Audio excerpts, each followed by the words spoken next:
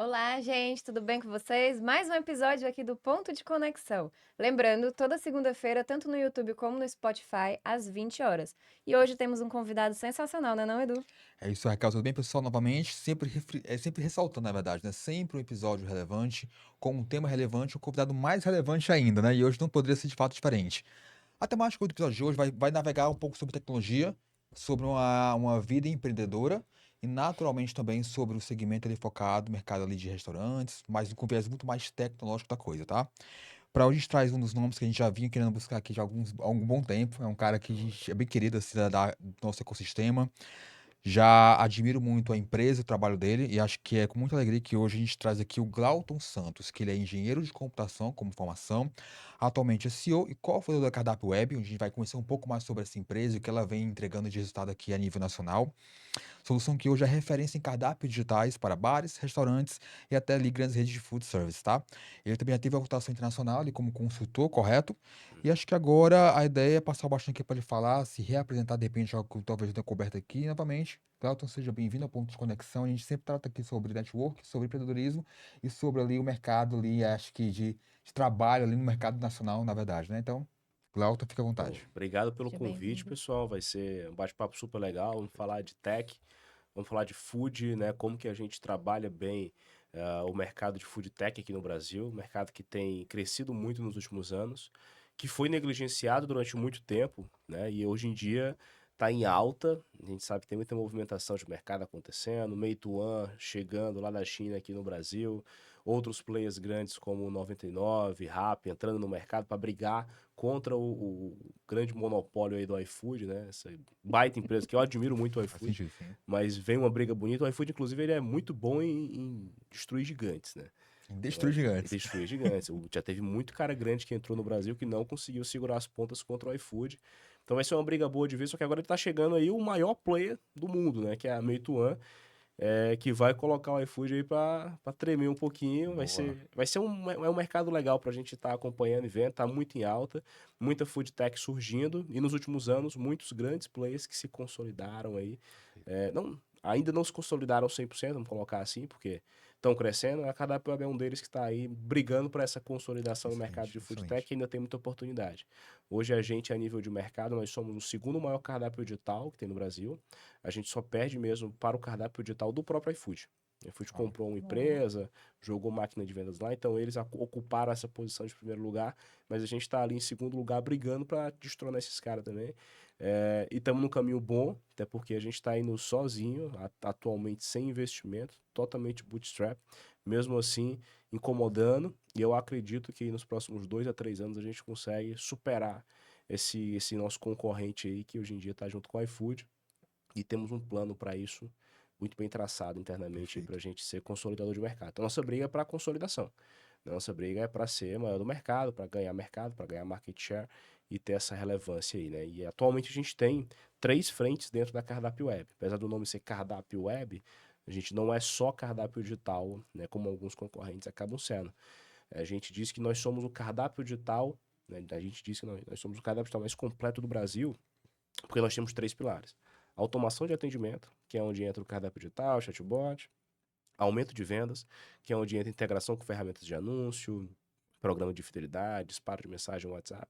E também uma plataforma de gestão para o negócio, para restaurante. Que Então, legal. controle de caixa, fiscal, financeiro, estoque, KDS, CRM com cliente. Cara, é realmente uma plataforma super completa 360. Então, por conta desses 3 pilares, a gente se posiciona como o cardápio digital mais completo do Brasil, Boa. e hoje a gente está cada vez mais aí crescendo, um dos maiores players do Brasil, sem dúvida. Espero Excelente. que cada vez mais, Isso aí. né? E aqui do nosso lado, É isso aí, isso é inclusive, bacana. né? Cláudio, qual foi o momento que tu teve eureka? Isso aqui vai ser um negócio escalável? Cara, a gente teve. Acho que desde o começo a gente olhou muito para esse mercado com. A gente sempre olhou para 3 coisas, na verdade. Quando eu comecei a empresa oficialmente, né? A gente queria um produto que a gente conseguisse fazer em uma semana para validar, coisa Sim. rápida. A gente queria um produto que pagasse para a gente uma mensalidade. E a gente queria um produto que a gente conseguisse falar diretamente com o dono do lugar, Tá. porque Boa. facilitaria o nosso ciclo de venda. né? Então, essas 3 coisas é o que a gente começou na empresa. Hoje eu acrescentaria mais algumas características, inclusive a gente revisitou esse plano original que foi criado há 5 anos e meio atrás, né? Ah, e acrescentei mais algumas coisas que eu acho que são interessantes, como, por exemplo, o crescimento da base através do crescimento do próprio cliente. Acho que eu colocaria isso como sendo mais um pilar central, que é um ponto que a gente está caminhando para isso. Não sei se vocês conhecem a Salesforce, Sim. Sim. provavelmente conhecem, claro. Salesforce hoje, o crescimento deles, eu li um artigo recentemente sobre isso, achei muito bom. O crescimento deles, da base de clientes crescendo hoje, é maior do que o crescimento de novos Nosso clientes cliente. entrando. Então, por Nossa. exemplo, quando você olha para o case da Salesforce, você vê uma empresa que quanto mais usuários o cliente deles adiciona na plataforma, mais eles vão cobrando na mensalidade. E assim, o que acontece hoje é que eles têm uma base de clientes tão grande que a quantidade de crescimento que o cliente deles tem já é maior do que o próprio motor de crescimento de vendas que Uhum. eles tinham, né? Que fez eles chegarem onde eles estão. Então, eu colocaria isso como um outro pilar legal para você começar negócio, para quem está pensando nisso, né? Para quem está pensando em SaaS, principalmente. É uma coisa que a Talos tinha, né? Quanto mais usuários você colocar, mais você conseguia Perfeito. cobrar. E tem formas de fazer isso. Por exemplo, quanto mais a empresa fatura, maior a cobrança. Então, tem forma da gente adaptar isso para o nosso software, que é uma das coisas que a gente está olhando mais agora. Isso foi o motor de crescimento inicial do negócio. Isso fez com que a gente começasse a olhar para as possibilidades de mercado que tinha. E a gente chegou no mercado de food, onde a gente viu essa possibilidade, né? Na época, o QR Code estava chegando, já existia no Brasil, mas não era popular, Sim. né? Você trabalhar com QR Code, o códigozinho. Então, todo mundo estava falando sobre isso, a televisão estava falando sobre isso, um pouquinho antes de ter estourado o lockdown aqui no Brasil, né? E a pandemia ter acontecido. E aí começaram a se falar muito sobre o QR Code, e a gente falou, cara, vamos colocar um cardápio que o cara acessa escaneando o QR Code. Se a gente vai surfar esse hype, pode ser que as pessoas tenham interesse. E isso aconteceu. A gente colocou um cardápio digital que a pessoa escaneava por um QR Code. Depois de um tempo a gente percebeu que isso por si só não era tão sustentável assim, porque apesar de resolver um problema, não resolvia um problema super grave de um restaurante. E aí a gente foi pivotando até encontrar um modelo que o que mais pegou pra gente, que foi onde a gente teve escala, que foi a pergunta, foi quando a gente percebeu a dor que aquele cara tinha no delivery. Né? Quando a gente ia pra dor das mesas, pensa, beleza, qual era a dor que resolvia o cardápio digital com QR Code? Era que eu não precisaria ficar atualizando o meu cardápio físico com muita A todo frequência, momento, né? verdade. Boa. E isso é chato, porque sempre que eu Sim. tenho que atualizar, tem que atualizar vários cardápios. Não é legal reimprimir, porque fica caro, dá trabalho. Então, o que a pessoa fazia? Colocava um adesivo em cima com preço Uhum. atualizado. Era um processo, ainda é, um processo manual chato, né? Só que o cliente valoriza, tem cliente que prefere o cardápio físico. E é um negócio que o restaurante às vezes negligencia, não quer ficar testando muita coisa, ele bota lá e vida que segue. Muito restaurante não se atenta muito à questão de precificação, então esse é uma dor do nosso mercado hoje, né? Eles ainda precisam muito de educação dentro do mercado. Então, é um mercado que ele está se desenvolvendo, está muito mais educado do que estava 5 anos atrás, só que ele continua ainda nesse processo de educação, que vai aí provavelmente melhorar muito nos próximos anos, mas ainda é uma dor para a gente hoje. Não para a gente, para o mercado em si, questão de precificação, então eles não olhavam tanto para isso, né? A gente colocou o produto para rodar, tinha uma expectativa de que fosse rodar, era legal. E quando a gente foi vender, né? E a gente vendeu antes mesmo de ter produto. A gente vendeu a ideia do produto e É aí. sempre assim, É viu? sempre assim. É sempre assim. Todo mundo faz isso, é É foda. verdade. Quem dá certo faz isso. Quem dá errado, tenta fazer passa um ano inteiro fazendo produto, aí vai vender, percebe que não dá para vender o produto lá, né? E eu acho que é muito claro isso aí nos empreendedores. Você vê aqueles que querem muito focar no produto, não foca nada em venda. E aí o que acontece? Nunca lança. Ou quando lança, não tem venda, porque não percebe que o mais importante nesse primeiro momento é você validar uma ideia, uma dor que existe no mercado, ver se faz sentido ou não, e não fazer o melhor produto do mundo. Então as pessoas botam o melhor produto, que deveria ser uma segunda, terceira fase ali do negócio, como sendo a primeira. Só que Sim. você não sabe como é o melhor produto sem falar com o cliente. As pessoas tentam fazer o melhor produto sem falar com ele. Isso de fato é verdade. É um negócio foda. Mas enfim, a gente não cometeu esse erro, a gente vendeu antes de ter, para ver se tinha demanda. Uma vez que a gente, né, viu que tinha demanda de mercado, a gente falou, não, beleza, você tem interesse em conhecer, eu vou te apresentar o produto pra gente fechar realmente a pessoa pagar daqui a uma semana. Aí a gente falou, não, tem uma semana aqui para desenvolver esse produto. E aí vira noite, vai correr até coisa de startup primeiro. É isso aí. Né? E chega no final desse período aí com o MVP, né? Aí mostramos para os restaurantes falam, pô, que legal. A gente cobrava barato para fazer validação, para testar. Então muita gente contratou. Inclusive alguns grandes players aqui de Fortaleza, foi um negócio legal pra gente. Mas, depois ali de umas 3 semanas, a gente foi percebendo a complexidade que tinha nesse business. A gente fornecia pro restaurante o QR Code com adesivo, né? Botava um adesivo lá pra ele, tinha que conversar, tinha que convencer. Pra ele colocar os adesivos na mesa, existia uma complexidade. Pra ele atualizar o cardápio, existia uma complexidade. O cliente, quando ele começou a usar, todo mundo queria testar, mas depois de algum tempo, as pessoas paravam de usar e queriam pedir o cardápio físico. Hoje tem até esse grande debate aí, o pessoal me pinta como vilão. Ah, Pô, é? essas empresas de cardápio Acabou digital cada aí, físico. acabou nosso cardápio físico aqui. Viu o Whindersson falando disso um dia desse? Olha. Pô, Whindersson, qual é, cara? Tamo aqui do lado, cara. Quase Não, conterrâneos. Oxe. ganhou o nome de vilão na história aí, pô. Porque muita gente ficou com raiva do cardápio QR Code, cara. Eu acho que muita gente, na verdade, prejudicou esse mercado, o restaurante em si, colocando PDFs no cardápio QR Code. Ao invés de mandar para um cardápio tal bem feito, que tem uma usabilidade boa, a pessoa queria economizar, não queria contratar um cardápio decente, botava um PDF num drive, o PDF demorava a carregar, Não é a Sim, mesma verdade. coisa, né? Não é a uma mesma experiência coisa. muito pior. Acho que isso aí prejudicou muito esse mercado, mas a gente logo percebeu que não era o nosso jogo. Alguns players ficaram nesse negócio, ficaram só nisso e até hoje estão só nisso e pararam no tempo, né? Não evoluíram tanto, porque não é um mercado tão aquecido quanto foi o que a gente encontrou logo em seguida, né? A gente fez um teste, colocou para rodar, viu que depois de um tempo que a gente parava de usar e o restaurante não via tanto valor a ponto de, pô, isso aqui é um negócio que se eu não tiver, não tem como eu manter meu negócio. Então foi que a gente percebeu uma coisa importante, pô, de nada adianta a gente fazer um produto que não seja essencial para aquele cara. Porque esse produto que não é essencial, na hora que der qualquer probleminha, ele vai cancelar. E se tem uma coisa que restaurante tem, é probleminha. Faz sentido. Tem Entendeu? razão. Aí, ó, vamos procurar outra dor que a gente possa encontrar. Pô, será que se a gente fizer pedido pelo cardápio de mesa vai resolver? Porque aí o garçom, ele vai ter menos demanda. Pode ser que isso daí ajude alguns restaurantes. Aí colocamos pedido na mesa, aí esbarramos com outra barreira, que era a barreira de integração com sistemas. Aí tinha que ter. Cada restaurante que a gente tinha um sistema diferente, às vezes o sistema Imagina. dava trabalho para integrar, o cara não queria integrar, dava uma dor de cabeça, e no final a dor que a gente resolvia também não era tão grande. Do cliente fazer o pedido. Não só era chato isso, porque o garçom também tinha que ensinar o cliente a usar muitas vezes. Tinha que ter o treinamento do garçom, para o garçom chegar, mostrar para o cliente como é que usava. Olha a complexidade que é essa operação.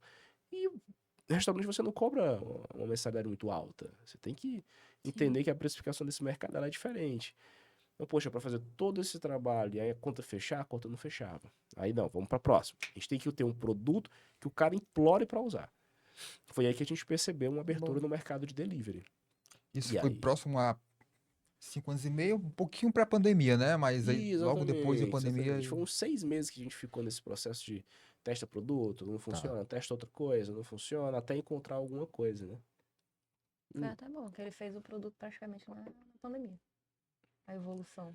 Fez Né? os É, testes. foi um pouquinho antes de ter o lockdown mesmo, que a pandemia começou antes do lockdown, né? É, Um pouquinho antes do lockdown, a gente estava com o produto oficial, que a certo. gente realmente iria usar. Que foi onde entra aí essa próxima fase desse nosso plano, que foi conversar com os clientes, entender onde que existia uma problemática, a gente descobriu uma problemática grande no delivery. A gente pensou, poxa, cara, todo mundo tá usando iFood, né? E, pô, será que realmente tá todo mundo usando iFood? Porque na mentalidade Será, do né? jovem, o iFood é o que existe, né? Eu conversando com o restaurante, a gente descobriu que não, cara, né? A minoria dos pedidos chegava pelo iFood. O iFood hoje tem sua relevância, é óbvio, ele é gigantesco, mas a maioria dos pedidos que os WhatsApp. brasileiros fazem hoje de delivery é no WhatsApp, É verdade. entendeu? A maioria é no WhatsApp, até porque o iFood não tá em todas as cidades, né? O WhatsApp tá em todo lugar.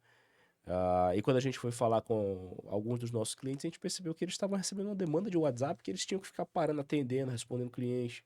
Aí anota o pedido, passa pro canto, passa pro... Com uma dificuldade tão grande, porque o fluxo é chato.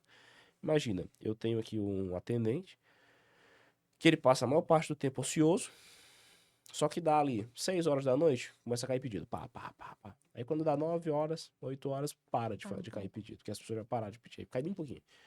Então você não resolve esse problema com muita gente, com muita atendente. Porque a Tá, maior parte do tempo verdade. esse cara já tá ocioso. Uhum. Só que naquele curto período de tempo, que é onde o delivery ganha dinheiro, recebe um monte de pedido e esse cara já não fica mal ocioso, aí ele fica sobrecarregado. Então, Verdade. ou ele tá ocioso ou ele tá sobrecarregado. Ele nunca tá bem, Flat. né? Nunca tá flat. E aí, como é que é o fluxo? Poxa, fui fazer um pedido. Tá, eu queria pedir uma pizza. Beleza, você quer pedir uma pizza de quê? Pizza de calabresa. Ok, qual o seu endereço? Ah, meu endereço é tal. Demora quanto tempo? Ah, demora tanto tempo. Tá, posso fechar? Não, não, também queria pedir um refrigerante. Tá, qual refrigerante? Uma Coca-Cola, beleza. E tem troco?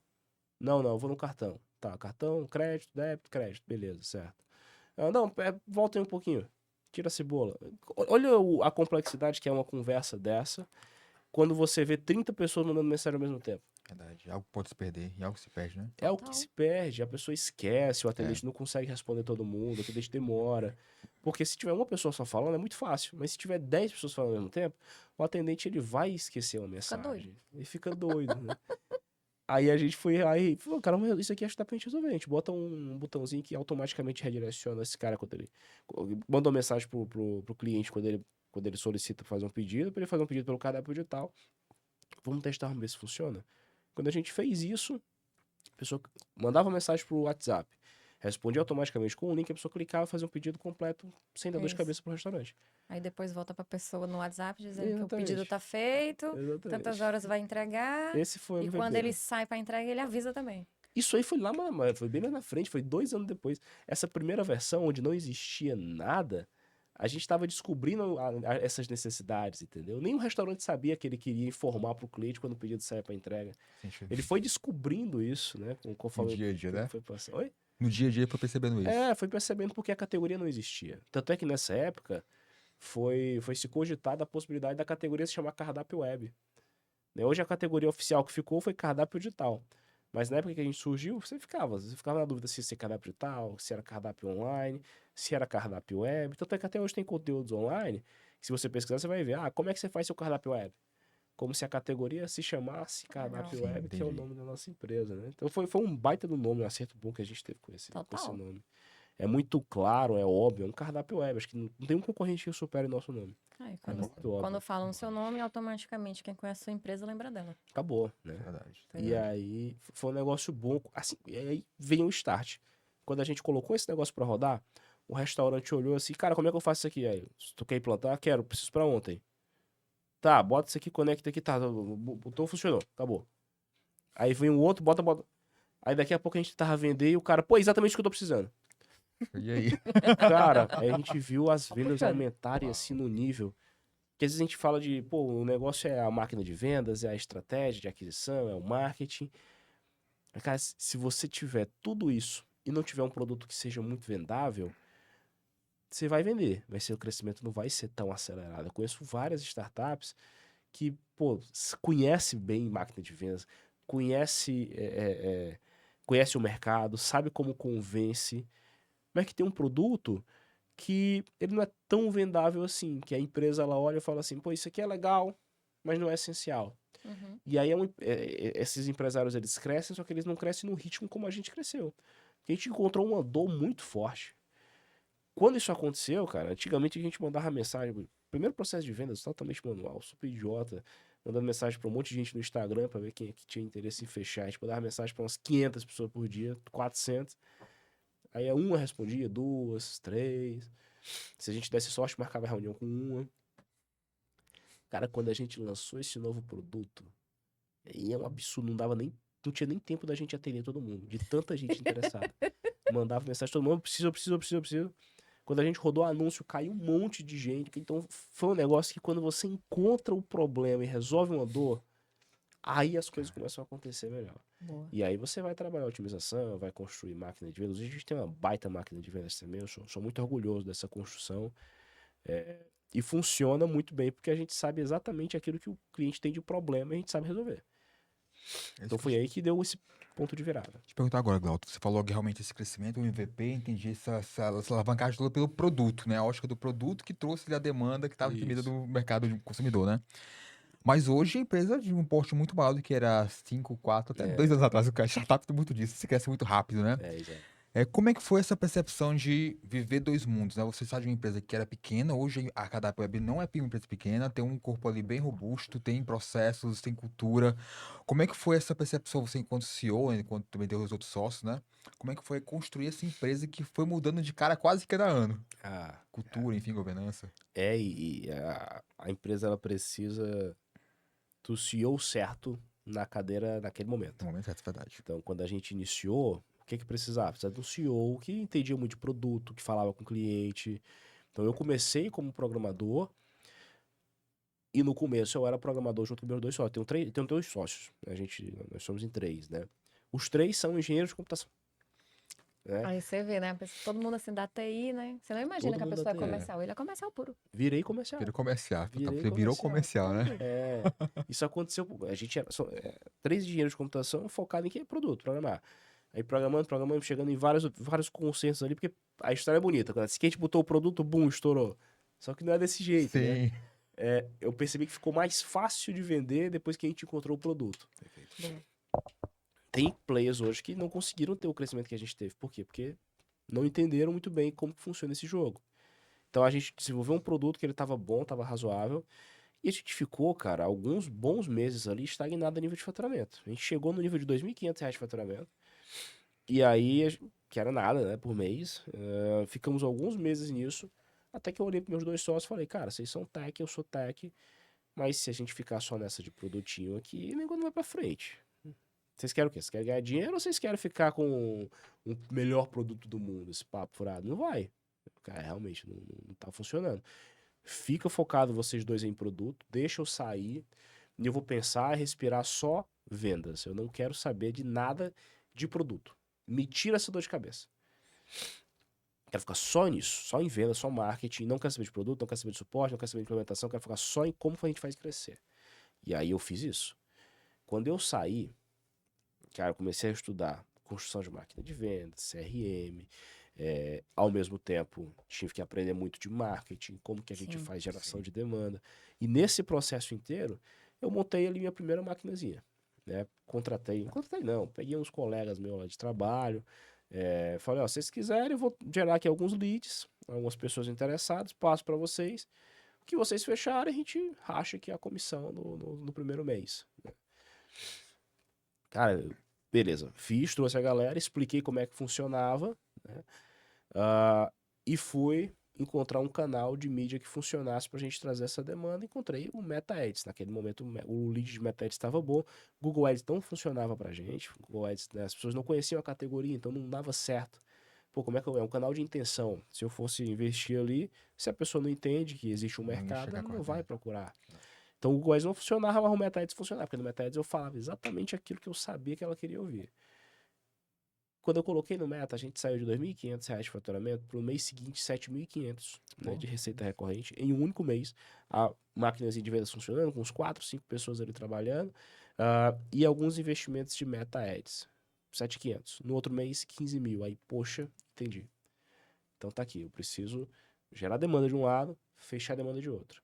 Quando isso começou a acontecer, um outro sócio meu percebeu que não adiantava ele ser produto também, junto com os dois de produto. Que é o meu sócio, que é hoje o CEO da empresa. Ele percebeu que, poxa, beleza, saímos aqui, só que agora a gente tá tendo problema de suporte, tá tendo problema de implementação, que não adianta vender esses caras não usar, retenção. Então ele entrou nessa veia toda de CS, estudou muito, aprendeu. Enquanto eu segui essa carreira de crescimento de receita, de venda, de marketing, ele seguiu uma carreira de processo de CS, experiência do cliente, RH, para escalar 2 áreas diferentes da empresa que eram necessárias para a gente fazer o negócio funcionar, que a máquina de vendas é funil win by design aí, né? Então a gente vai ter um funil para trazer o cliente, depois a gente tem que expandir aquele cliente, né? Então nós fomos aí por esses 2 caminhos diferentes e mantivemos o último sócio focado em tech, que ele é focado em tech até hoje, que é o nosso CTO. Então a nossa estrutura hoje como empresa é um CEO focado em geração de demanda, né? Um COO focado em retenção dessa galera e um CTO focado em produto. E funcionou muito bem, porque o CTO era o melhor dos programadores que a gente tinha. O Lessa é muito bom, o Lessa é formado na França, é formado no Brasil como engenheiro, é um cara muito Excelente. bom de tech. O nosso produto hoje ele é uma referência a nível mercado, né? E o Johnny também, outro cara genial, muito inteligente, trabalhou em várias empresas boas, e eu também. Então a gente conseguiu trazer um pouco desse mundo de tech, eu para minhas áreas, Johnny para as áreas dele, Lessa para a área dele que precisava, né? Excelente. E aí foi um negócio que funcionou direitinho, foi bem legal. Essa conexão, inclusive, é o que eu recomendo para a maioria das startups. Você tem um sócio focado em crescimento, outro sócio focado em retenção, outro sócio focado em tecnologia. Um negócio que Boa. para a gente deu muito certo. E aí eu tava falando que depende da cadeira, né? O CEO, ele muda conforme o tempo passa. Então, por exemplo, num primeiro momento, o meu objetivo ali era encontrar esse produto que funcionasse. Sim. Essa Perfeito. dor de mercado. Uma vez que eu encontrei a dor de mercado, eu saí do produto. E eu entrei aonde? Eu entrei no que gerava demanda, marketing e vendas. Uma vez que eu consegui gerar essa primeira demanda de forma muito manual, uma empresa quando ela é pequena, você não tem como ter muito processo. Não tem como colocar muita burocracia, porque você perde o que ela tem de mais valioso, que é a É agilidade. verdade, verdade. Então você precisa realmente de gente que é generalista, que faz muita coisa diferente, pra você conseguir ter algum caminho ali para ser rápido. Quando a gente começou a crescer, né, veio esse segundo problema, que foi o problema de como é que a gente vai para reter esse cliente? Poxa, já não dá para, não consigo fazer reunião de venda, não consigo fazer marketing, não consigo fazer implementação, não consigo fazer uma adoção. O Johnny assumiu essa cadeira. Então ele foi lá como COO da empresa e começou a entender como que funcionava esse processo de retenção dos clientes. A gente percebeu que, opa, precisa de gente para cuidar desse negócio. Vamos começar a contratar, começar a criar processo. E aí já começou a ficar diferente, porque tinha uma área naquele momento de crescimento que não era o que tocava era meu sócio. Então eu também preciso saber que, ó, beleza, eu vou focar aqui para que meu sócio possa focar aqui, eu não vou ficar enchendo o saco dele, tem que confiar nesse cara. E a gente começou a crescer, daqui a pouco não tinha como o Johnny supervisionar todo mundo. Aí a gente precisa começar a colocar supervisores. Eu não tinha como supervisionar todo mundo. Vou botar supervisor, aí bota supervisor no time de vendas, bota supervisor no time de marketing. Conforme o negócio vai crescendo, eu preciso gerenciar essas pessoas, né? Daqui a pouco a gente tá. Cada nível que vai passando, você vai precisando aprender coisas diferentes. Então, se eu sou um supervisor, ou seja, eu lidero um time pequeno, eu preciso ser um cara que eu entendo bem de pessoas, motivo bem as pessoas, mas isso não é o tão necessariamente mais importante. Eu tenho que ser um cara mão na massa também. Preciso saber criar processo para deixar esse negócio escalável, muita documentação. E isso, beleza, nesse primeiro momento. No segundo momento, onde eu consigo colocar um supervisor e eu vou liderar esse supervisor, agora eu preciso ensinar esse cara a fazer isso. Como que esse cara consegue ser um gestor ao mesmo tempo que ele também é mão na massa? Ele é o mais próximo que tem no operacional no nível de gestão. É a pessoa que supervisiona os operadores, né? Ou seja, os vendedores, ou os marqueteiros, ou o suporte. Então essa pessoa ela tem que ser técnica a ponto de saber fazer aquele trabalho, mas precisa ser gestor o suficiente a ponto de conseguir lidar com aquele time e fazer com que todo mundo funcione bem. Sim. Né? No primeiro momento, mantenho a cultura bem em cima de mim. Se eu passo para um segundo momento, eu preciso que esse supervisor que suba tenha a minha cabeça. A Sim. cultura que eu levo para frente. Com os valores que eu acredito, com a missão da nossa empresa, com a visão da nossa empresa. Nesse momento a gente começa a ter dor de cabeça com o quê? Com gente, né? Você A precisa. pauta de pessoas começa a ser mais forte, né? Começa a ter mais uma dor de cabeça. Porque quando você tá ali no começo e você é pequeno, você fala assim, esse negócio de cultura serve de nada, isso é loucura, é besteira, é balela. Isso é verdade. Só que quando você cresce, você percebe que cultura é a única coisa que você tem algum tipo de controle. É o diferencial. É completamente diferencial, porque se a cultura. Por exemplo, hoje na cadeira que eu tô, eu gerencio gente que gerencia gente. Uhum. Entendeu? Eu não gerencio mais nem o supervisor direto. Então, eu não consigo mais impactar tanto lá na ponta. Eu preciso que outra pessoa tenha uma cabeça boa o suficiente para fazer aquilo que eu acredito que é o melhor para a empresa. Então, cultura já começa a ser uma conversa, um debate importante nesse momento, né? Essas fases aí. O primeiro, um CEO muito produto, focado em encontrar Sim. uma dor de mercado. Depois, um CEO muito vendedor, né? Depois, agora, um CEO gestor, criador de processo. Agora um CEO que começa a olhar mais para gente, como que a gente consegue desenvolver pessoas boas para assumirem essas posições, Exatamente.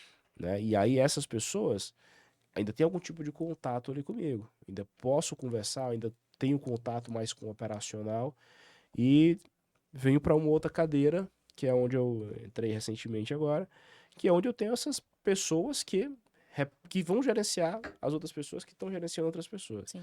Então, nesse momento, eu não preciso ensinar essa pessoa como fazer o trabalho, essa pessoa que gerencia outras pessoas, que gerencia outras pessoas. Eu tenho que colocar a minha cabeça na pessoa. O que significa isso? Significa ser alguém que vai estar se desenvolvendo, estudando, aplicando, que vai estar vidrado em fazer o negócio acontecer, o negócio crescer. Perfeito. E aí, imputar essa mentalidade na cabeça dessas pessoas é o que vai fazer com que elas tenham uma mentalidade boa o suficiente para que elas percebam a necessidade de manter uma cultura boa no time, de construção de processos, de cobrar que os supervisores façam seus processos da forma correta.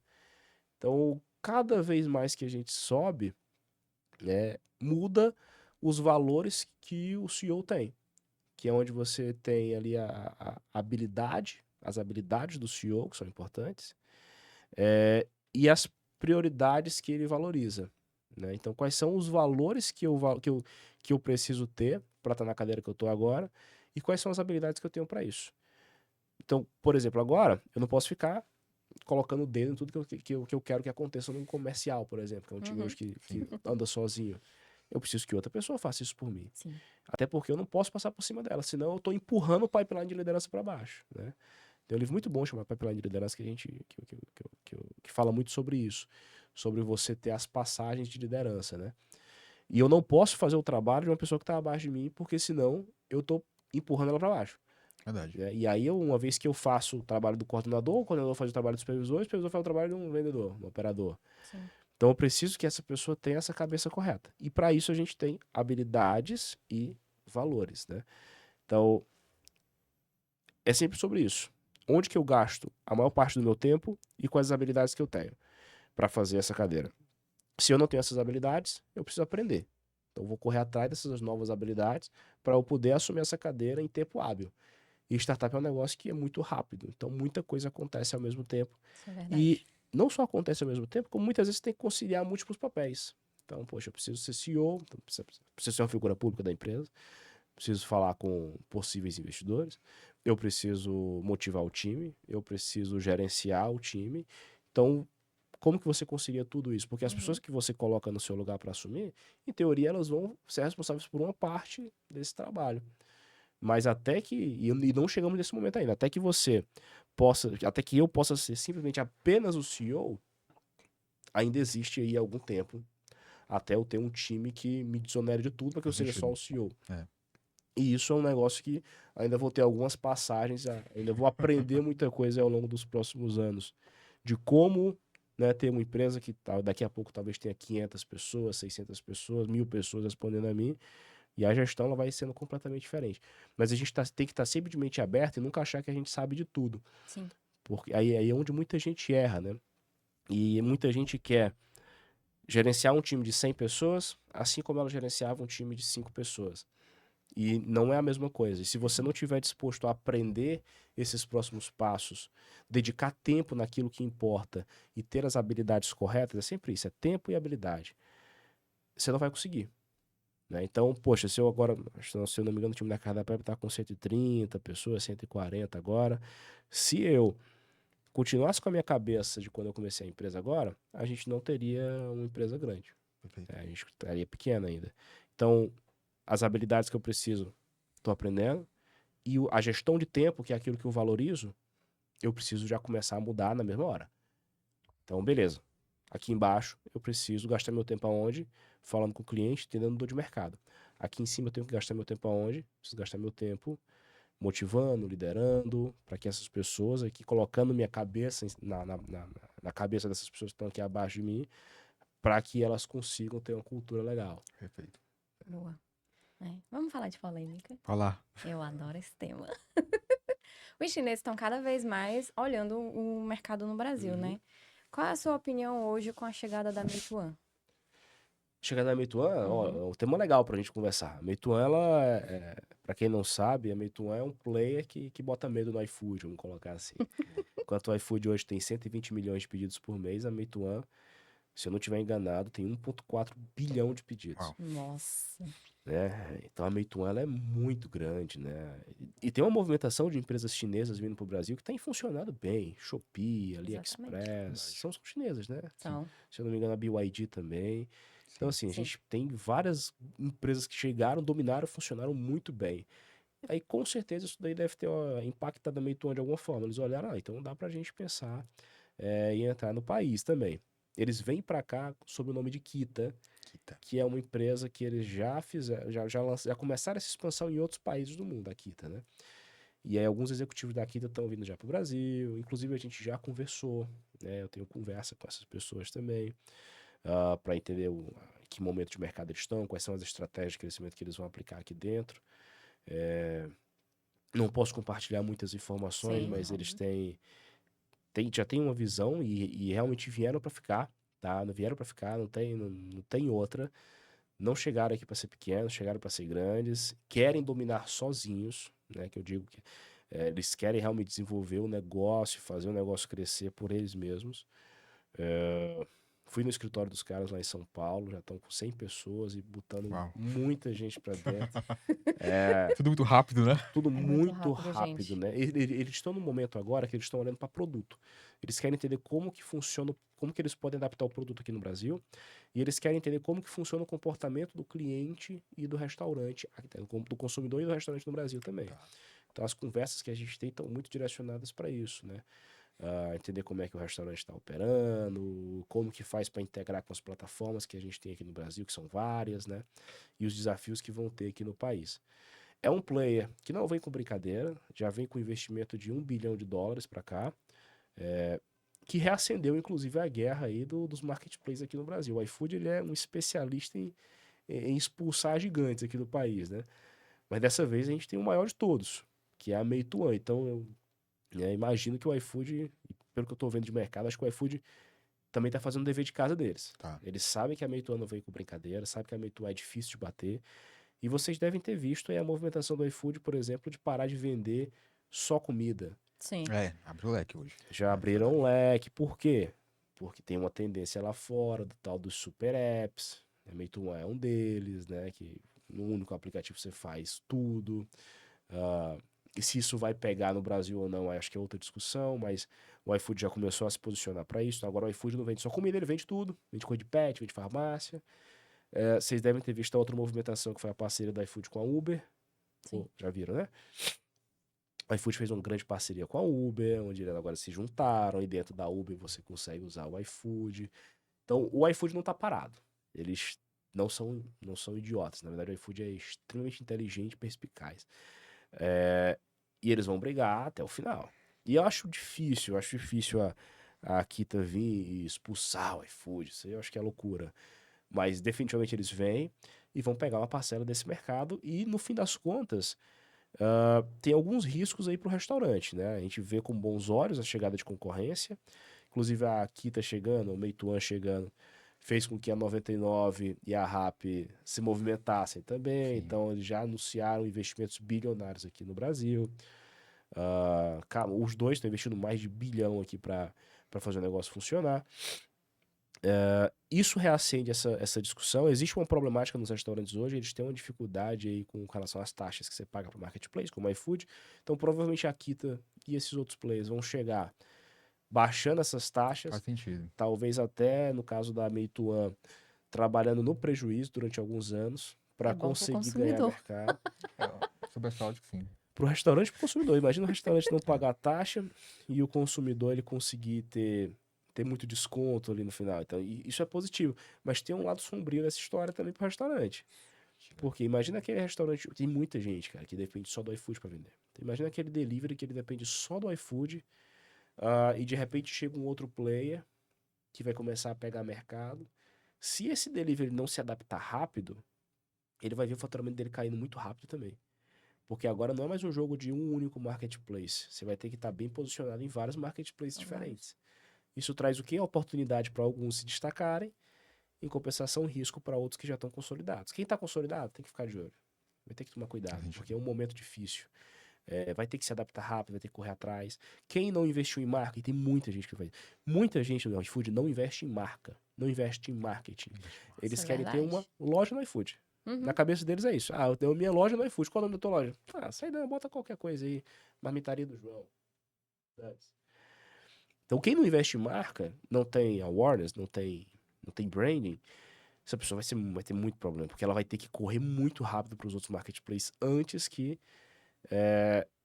o faturamento dela comece a cair no iFood, porque vai cair, que vai dividir mercado. É automático. Então existe um lado sombrio dessa história e é uma coisa que me preocupa, porque eu acho que muito restaurante vai quebrar por causa disso. Muito restaurante hoje que depende 100% do iFood não vai conseguir se adaptar. Às vezes o cara bota a loja no iFood, ele dá sorte e o negócio começa a crescer e ele tá lá, vivendo. Então esse cara que deu sorte, ele não sabe fazer de novo. Ele não sabe. Só deu sorte mesmo, né? Ele só deu sorte. E É. tem muita gente no mercado que só deu sorte. Entendeu? É muita gente. Hoje o iFood, se não me engano, tá com 380 mil restaurantes, né, deliveries. Tem muita gente que só deu sorte. Agora, a gente vai ver uma problemática acontecendo de hoje no mercado. Vai ver empresa quebrar, isso vai acontecer. Né? E os termos que esses players vão chegar colocando para esse restaurante também não vão ser termos. Pô, o cara não vem para perder dinheiro. Eles vão colocar termos ali que vão ter pegadinha, vai ter coisa ali que o cara tem que Exatamente. ficar de olho. Faz sentido. Então, assim, pro restaurante, tem um lado bom, que acho que você ter mais concorrência é sempre positivo. Em compensação, tem seu lado ruim para quem não conseguir correr atrás e se adaptar rápido. E isso aí vai ser difícil. Boa. Os chineses, eles chegam muito rápido, né? Quando eles chegam. Sim. Eles abriram recentemente uma empresa aqui no Brasil que ela chegou simplesmente com 50 filiais. Quando ela abriu todas juntas no mesmo dia. Tipo assim, eles não... Qual é o segmento dela? automóveis, né? Ela é concorrente direta, querendo ou não, da BYD. Ah, Então, tá. assim, O ela iFood, o chegou... chinês é absurdo. Ela E chegou essa com movimentação tudo. Estados Unidos versus China fez com que tudo acelerasse pra gente. O setor de food é um setor que se deu muito bem com essa nível de food techs aqui, porque tá todo mundo olhando pra gente agora. Todo mundo tá querendo investir, todo mundo tá querendo comprar. Então fica essa guerra aí de gigantes querendo pegar os menores e fazer um negócio lá. E ele tá num momento muito... olhando muito pro Brasil, né? Com Então, certeza. ele focou É. muito pra cá. A China olhou muito pra cá, então acho que você tá vendo os investimentos, data centers também chegando pra cá, né? Acho que vai ter TikTok com provavelmente colocando data centers aqui na região. Não será mesmo, não sei exatamente qual cidade, mas tem essa possibilidade também, então tem muita coisa acontecendo no mercado chinês aqui. Eles estão fazendo muita Tem muita movimentação coisa, pra cá. muita É. coisa. É verdade. Lauton, sobre lição de empreendedorismo, né? O que que de fato o empreender te ensinou aí pra de repente passar aqui pro teu público? Empreender. Porque empreender me ensinou tudo, cara. Um negócio impressionante como Loucura, hein? é loucura. Loucura boa. Quando eu era programador, quando eu era engenheiro de software, eu tinha humildade de entender que tinha muito para me aprender ainda, muita coisa. Mas eu era fechado no mundo da programação. E eu falava, pô, na programação eu mando bem, eu sou um bom programador, faço um bom trabalho como engenheiro de software, tenho meu destaque, virei sênior cedo, entreguei resultado, as pessoas gostavam do meu trabalho e eu era uma referência, vamos colocar assim. Boa. Né, eu chegava na faculdade, na UFC, todo mundo, caraca, tu já tá trabalhando na Alemanha como sênior, que legal. E na família também, poxa, o cara se destacou, jovem, tá ganhando já muito dinheiro. E aí eu tava ali na minha zona de conforto. Quando eu voltei, isso é um retrocesso, na verdade, porque eu abri mão de um salário muito bom, para ganhar nada como empreendedor, ganhar R$ 1.000 como empreendedor. Falar, não, quer saber agora? Juntei meu pé de meia, saí e falei, deixa eu ganhar aqui como empreendedor. Ganhei R$ 1.000 inicialmente ali, daí foi aumentando, aí até que chegou em 3.000 e eu fiquei por 3.000 durante algum tempo, um bom tempo. Né? Com zero segurança, tudo, nada, zerado. Com uma empresa pequena, onde a gente pegava a maior parte do dinheiro, reinvestia no próprio negócio para crescer mais rápido. Logo de cara, você já ganha ali uma dose de humildade, né? De, pô, beleza, agora eu voltei aqui, vou caminhar, mas tô olhando pro futuro. O equity vale, lá na frente eu vou ter mais O olho no liberdade. equity, é verdade. Só que eu nunca entrei também no mundo do empreendedorismo sonhando em parar de trabalhar lá na frente. Que acho que um dos erros aí talvez dessa última geração que passou, fosse aquele sonho de, deixa eu empreender para não ter chefe, e eu vou trabalhar na hora que eu quiser, quando eu quiser, e na prática, quando você empreende, você percebe que você trabalha muito mais do que todo mundo. E aí, esse primeiro, eu sempre tive muito disposto a isso. Eu gosto de trabalhar. Então, eu gosto muito de trabalhar, gosto muito de estudar. Acho que isso foi uma vantagem aí genética, não sei, ou então dos meus amigos que a gente junto Boa. chegou nessa. Mas eu e os meus 2 sócios, a gente é muito pilhado em trabalho e estudo. É o nosso hobby. Então, enquanto tem gente que o hobby é jogar videogame, jogar futebol, o meu hobby é estudar e trabalhar. Adoro. Né? E no fim de semana eu me forço a não fazer isso. Eu faço, claro. Mas tem momentos que eu, cara, não vou pegar nisso aqui, não vou pegar nesse livro, deixa eu sair com a minha mulher, deixa eu ir numa praia, deixa eu fazer uma viagem, porque senão eu fico imerso totalmente naquilo que é um negócio que eu adoro fazer, adoro trabalhar, adoro entregar resultado e adoro estudar. A sensação de estar aprendendo é muito forte, né? Eu acho que essa sensação de aprender, ela veio quando eu percebi que eu não sabia de muita coisa na vida. Então, como programador, você olha para as outras áreas e fala assim: ah, é vendas, ah, é atendimento. Ah, é marketing, é simples, não tem segredo. É gravar um videozinho no YouTube. Aí eu entrei para esse universo. Aí eu percebi que, poxa, cara, cada uma dessas áreas ela tem uma complexidade Totalmente tão diferente. grande quanto na programação, na tecnologia. Pô, vendas, estruturação de um processo de vendas é extremamente difícil.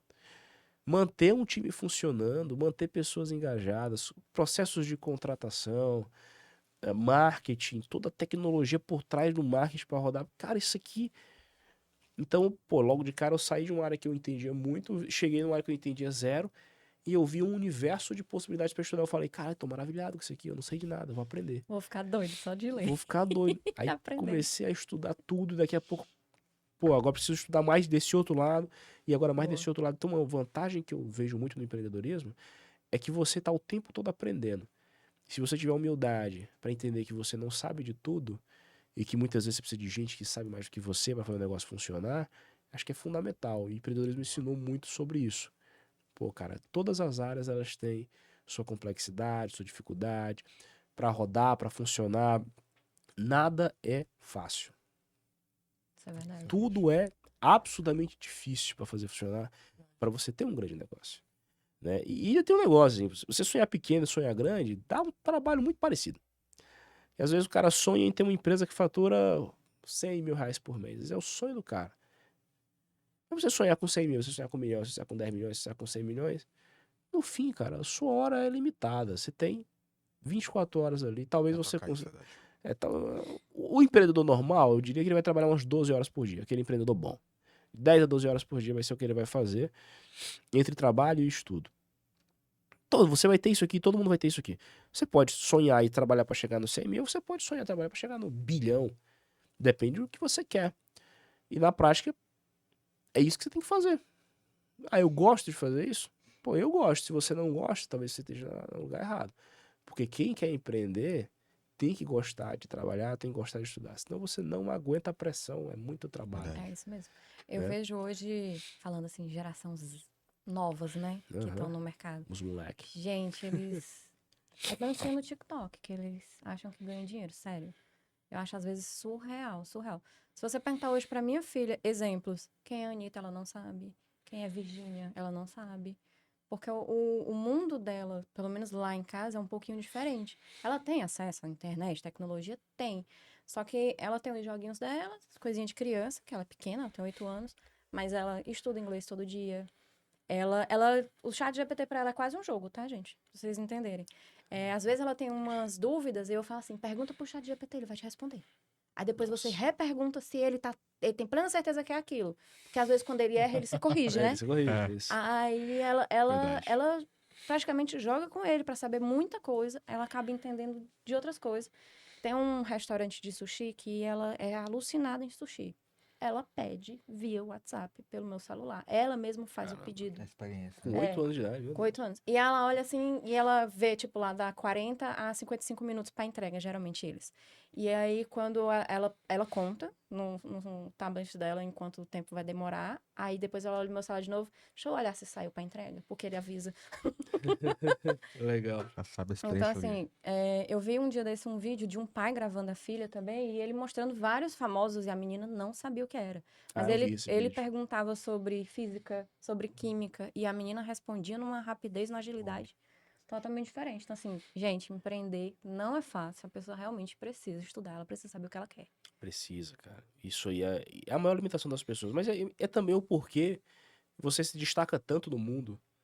Colocar que 80% das pessoas elas vivem essa vida normal, que elas não entendem muitas vezes que existe um caminho positivo para você crescer. E Sim, eu não digo nem necessariamente empreendendo, que o empreendedorismo é uma das possibilidades que tem, mas você estar numa empresa e você se dedicar a esse negócio e gostar do que você faz, que é uma coisa que eu prezo lá dentro da Cardápio.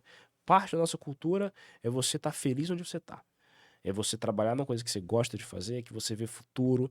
E os nossos colaboradores, a gente investe muito nisso. perfeito. Pô, você tem que ver futuro, você tem que gostar do que você está fazendo, você tem que estar estudando junto com a gente. Todos os meus colaboradores, eles estão lendo algum livro em algum momento, toda hora. Ah, Se vocês essencial. forem lá, eles vão ter que.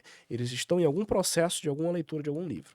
Que a gente faz, dependendo do setor, suporte lê determinado livro, comercial lê outro, marketing lê outro, RH lê outro. Mas está todo mundo lendo e concluindo livros aí ao longo do ano. Sempre incentivando essa cultura da pessoa estudar, da pessoa aprender.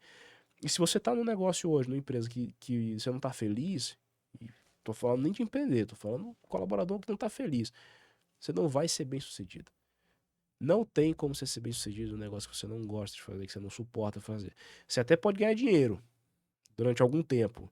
Uma hora você não vai aguentar essa pressão e você vai ter uma vida infeliz. Você tem que procurar aquilo que você gosta de fazer com possibilidade de crescimento para que você possa ter uma vida boa. E quanto melhor você for naquele trabalho, você vai ganhar a oportunidade de ganhar mais. O dinheiro ele vem e porque não tem muita gente boa no mundo, cara. É pouca gente. Exatamente. Então, assim, É se você loucura isso, encontrou, né? se você encontrou uma pessoa, cara, a empresa ela tá disposta a pagar para você um salário muito alto, se você for realmente estratégico, se você for bom. Ah, mas eu quero fazer só o básico ali, então você não vai crescer. Verdade. Não tem como. É pra quem é bom, pra quem estuda, pra quem tá aprendendo.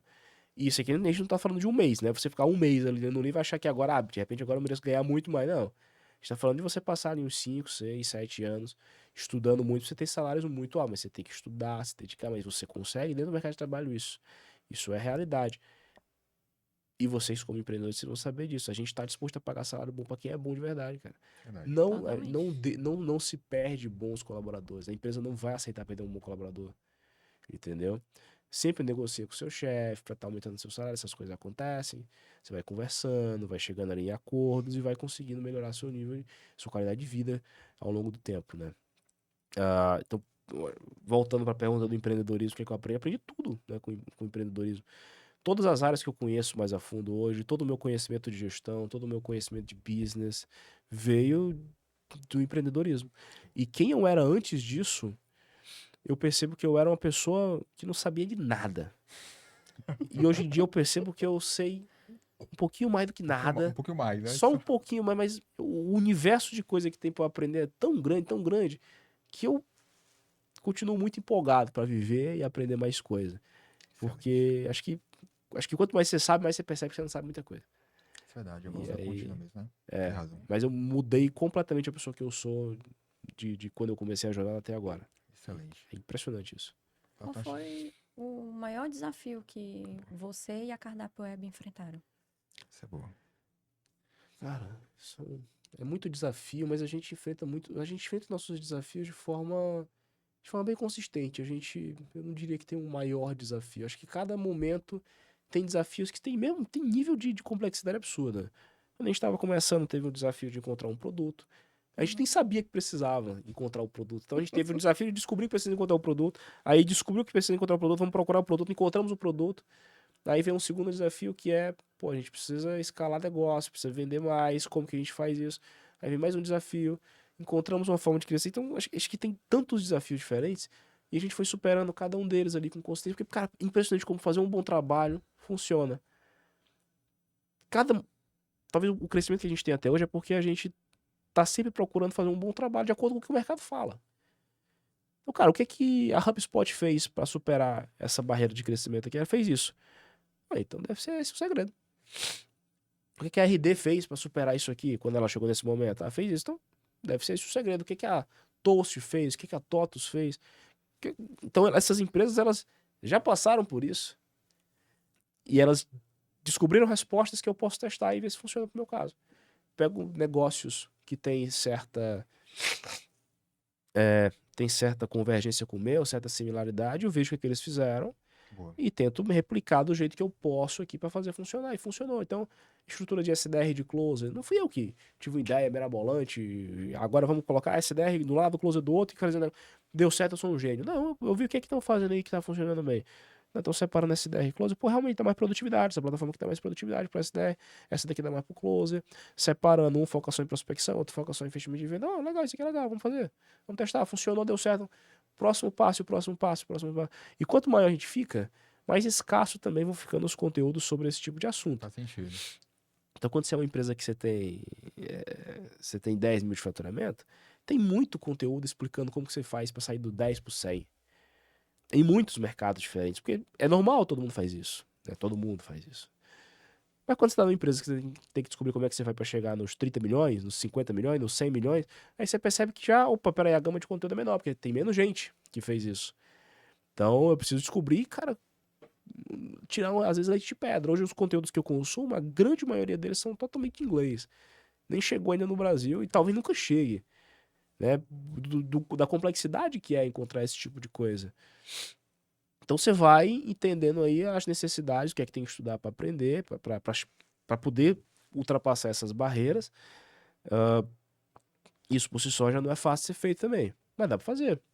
Então a gente vai fazendo um bom trabalho. Pô, tem vários exemplos de empresas boas aqui no Brasil. Como é que elas estão fazendo para crescer aqui agora? Inclusive tem muitas que estão compartilhando conteúdo, mostrando como é que estão fazendo isso. Então, fizeram isso daqui, vamos testar isso aqui, vamos testar isso aqui, vamos testar isso aqui. Então a gente foi fazendo coisas bem feitas que não funcionando. Isso não trouxe pra gente desafios ao longo da jornada, mas acho que todos os desafios que a gente passou, nenhum deles eu diria que foi tão absurdo a ponto de eu chegar e falar, nossa, a gente teve um desafio X, que esse aqui quase que a gente não passa. A gente sempre se antecipou para isso. Daí a gente tem conversa com esses grandes players, Meituan, iFood, essa galera toda gigante. Você pergunta, pô, por que que vocês, o que que vocês fizeram de diferente dos concorrentes para vocês terem passado essa barreira? Porque às vezes eles têm barreiras, pô. Às vezes o Sim. cara empaca aqui nesse faturamento, nessa quantidade de clientes. Por que que vocês superaram isso? E qual foi o desafio que vocês superaram? Cara, a gente vem se antecipando. Sempre procurando esse próximo passo, nunca parando. Nunca parando numa posição ali que não tem mais pra onde correr. Eu não fico esperando a empresa parar de crescer, eu me antecipo. Então, nesse momento, eu já tô trabalhando de coisas que vão me destravar daqui a 1 ano, 2 anos. Então, o que deveria estar sendo feito 1 ano à frente, já começou a ser feito. Para quando chegar 1 ano à frente, Boa. eu chegar já com esse negócio pronto, funcionando. Como é que eu sei isso? Eu sou um gênio? Não. Eu vi o que outras empresas fizeram. Eu estudei, eu aprendi, eu entendi. Beleza, o próximo passo é isso aqui. Eu posso não estar precisando exatamente disso agora para crescer, mas se essa outra empresa, que ela tá 2 anos na minha frente, tá fazendo isso aqui, é porque essa porcaria vai acontecer em algum momento com a gente. Vamos começar a se antecipar. E já começa a fazer para quando chegar lá, opa, já não tem mais essa barreira tão grande. Então, até o momento, a gente não passou por um desafio tão absurdo que, poxa, isso aqui quase que a gente não para. Normalmente a gente se antecipa. Faz todo sentido. Conversa excelente. A gente vai agora para os nossos finalmente, né? Falar com os nossos patrocinadores. Daqui a pouco vocês voltam aqui a conversar. Vamos lá, pessoal. Agora, a gente realmente vai conhecer quem faz parte aqui do Ponto de Conexão semanalmente conosco, né? E para começar, temos a Ridix. Ridix é uma empreitada minha e da Raquel, ao qual nós atuamos com frente de M&As, fundos de aquisições. Então, qualquer demanda vinculada, de repente, a captar investimentos, captar oportunidades de compras e vendas de empresas, cálculos de valuations, pode contar conosco enquanto Ridix Group, tá bom? Temos também como patrocinador Hub X Studio, onde nós estamos aqui sediados. Então, toda demanda audiovisual, podcasts, programas de modo geral que vocês queiram gravar, estão aqui em Fortaleza, vocês podem contar com o time e estrutura da Hub X Studio aqui no centro da Aldeota, basicamente, tá? Temos também a Previsiótica, são especialistas focados em lentes de contato, óculos de grau e óculos solar. É o local onde eu sempre costumo trazer aqui meu estoque de óculos. Sempre tô com um óculos diferente aqui, sabe, Glauco? Legal. Então eu uso ali a Priorizo como referência aqui para me apoiar nessa frente. Temos também ali a B3X Investimentos, é um time de assessores de finanças pessoais. Então você está buscando reorganizar ali suas finanças, trazer ali uma melhor rentabilidade da sua carteira de investimentos. Vocês podem sempre buscar ali a B3X no Instagram, enfim, no Google, enfim, vocês podem encontrar com muita facilidade. B3X Investimentos. E por fim, Nordeste Invest. Nordeste Invest é o principal portal de notícias focado no mercado nordestino com viés financeiro e de investimentos. É onde Raquel e eu atualmente, basicamente, nos atualizamos aqui como é que anda a economia nordestina. Então esses são os nossos patrocinadores que fez nosso projeto. E agora a gente volta aqui à programação com a Raquel e com o Glauco. Inclusive, gente, o Edu, ele é colunista do Nordeste Boa, Invest, isso tá? aí. Comecei essa semana recentemente, tá? Mas sim, bacana a experiência. Legal. Glauco, se você pudesse voltar no tempo, o que você diria no primeiro dia que você iniciou no ramo do empreendedorismo?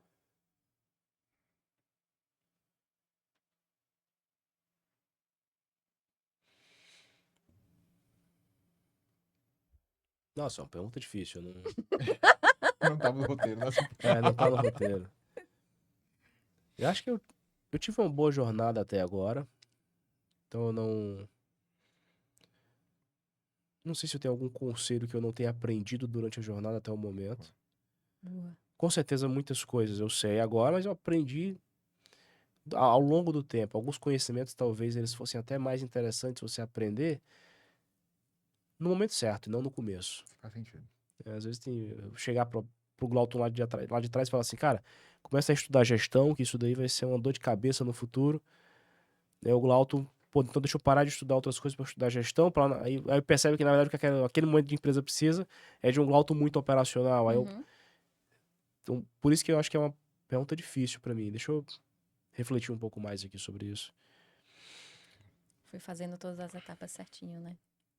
Eu acho que a gente fez, Fui construindo a isso. gente fez boas etapas certinho. Ah, talvez uma coisa que pudesse ser interessante era iniciar. Talvez fosse iniciar mais começar a viajar mais para São Paulo e para eventos com um pouquinho mais de antecedência. Entrar mais no ecossistema. Eu não sei se. Mais uma vez, não tenho certeza se isso teria feito alguma diferença. Porque o fato também de estar focado no negócio faz as coisas serem mais rápido. Mas eu acho que abrir um pouco mais a mente para andar pelo mundo, ir para os eventos grandes que o setor de food tem, conhecer outras empresas, conversar com influenciadores um pouco mais cedo, pudesse ter destravado alguma coisa e com um pouquinho mais de antecedência. Poderia ser, Uhum. né? Talvez esse fosse um conselho bom. Às vezes a gente está muito focado ali em fazer o produto na nossa empresa, que a gente esquece de olhar mercado. E no mercado você tira insights, né? Então, Verdade. poxa, ver quais são as tecnologias que estão rolando, que estão em alta, ver as pessoas que estão sendo referência, e começar essa conexão. Hoje a gente é muito bem conectado no mercado. Conheço todos os influenciadores do setor de food, né? Criadores de conteúdo que ensinam você a crescer seu delivery, seu restaurante. Então eu conheço todos eles, a gente conversa com todos eles. A grande maioria do setor hoje é um parceiro do Cardápio Web, não sei se vocês Bacana. sabem, dos influenciadores do setor de food, são parceiros do Cardápio Web. Ah, isso teria sido, talvez tivesse sido interessante pra gente.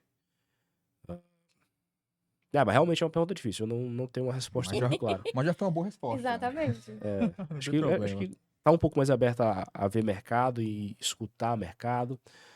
Seria interessante. O fato da gente ser totalmente bootstrap também deu alguma alavancagem pra gente, mas talvez eu tivesse começado a conversar com fundos e com boutiques e com grandes empresas também com um pouquinho mais de antecedência para entrar no radar dessas empresas mais cedo. Não necessariamente para pegar investimento, para vender, mas para entrar no radar, para Pra se começar a ter posicionar esses mais, né? contatos, ter mais esse posicionamento. Eu faria isso com mais antecedência. Isso eu faria. Seria Excelente. interessante. Chegamos ao fim. Eu queria que antes da gente de fato que encerrar o nosso episódio, você tivesse faz coisa pra essa câmera, na verdade, né? Seus contatos, como a gente pode conhecer mais a Cardápio Claro. Web, ou depende do teu trabalho como CEO. Vamos lá. Se você quiser acompanhar a Cardápio Web, vai lá no Instagram, @cardápio.web. Se você tiver um restaurante e um delivery também, ó, só falar com o nosso time, com certeza vai ser muito bem atendido. Para quem quiser me acompanhar também, eu estou sempre compartilhando um pouco do backstage do mercado de food, o que a gente está fazendo dentro da empresa para crescer negócio, né? Não só a nível do que acontece no dia a dia, mas do que a gente tem de planos também para o futuro e como que a gente vai desenvolver e superar esses desafios que vão aparecer pela frente. Então, quem quiser me acompanhar é @glauton_santos, tá? Acompanha lá, também compartilha muita coisa do time. Se você é de Fortaleza e quiser trabalhar no startup de crescimento acelerado também, se inscreve no nosso processo seletivo. A gente tem vaga aberta para basicamente tudo. Tem vaga aberta para É programador, isso aí. para Isso vendedor, mesmo. SDR, tem vaga aberta para suporte, para CS, para marketing. Então, assim, tem muita vaga aberta aí. Se tiver interesse em fazer parte do nosso processo seletivo, também fica à vontade, tá bom? Se quiser bater um papo também, manda uma mensagem lá no meu Instagram que a gente conversa, tá? Show de Foi bola. legal? Agradecer Ótimo. aqui por ter aceito o nosso convite e toda a atenção. Eu adorei o papo hoje. Foi muito bom, foi incrível. Acho que foi tanto de fato a gente conheceu um pouco mais do segmento, mas também muito mais da tua trajetória e como é que de fato é Uhum. empreender, né? Startup, Sim. essa didática ágil. É bacana passar sempre esse tipo de conhecimento para o público que eu acho que agrega valor de fato e entrega resultado, né? Acho que não é só isso. Certeza. Mais uma vez, obrigado por estar aqui no Ponto de Conexão Legal. conosco, Glauco. Foi um prazer falar contigo nesse tempo aqui de meia hora, um pouco mais que isso. E agora, pessoal, só ressaltando, toda segunda-feira, às 20 horas, no Spotify e no YouTube, sempre episódio relevante com um convidado mais relevante ainda, como foi o caso aqui do Glauton hoje, tá? Até a próxima, Ponto de Conexão. Tchau, tchau. Tchau, tchau.